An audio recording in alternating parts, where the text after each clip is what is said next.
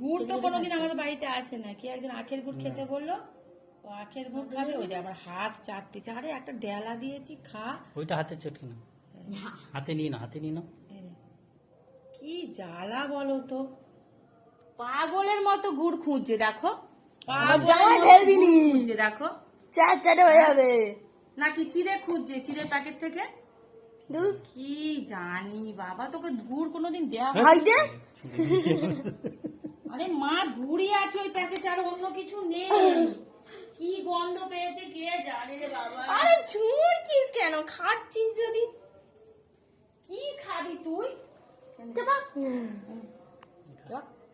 খিদে লেগেছে জোর, পাগলের মতো ব্রেডের সাথে গুড় মিশিয়ে খা। খাবার খাইছে আর এখন খিদেতে মরছে। সারা রাত ধরে বাচ্চাদের খাবার খাওয়াতে, জল আছে তো ওখানে?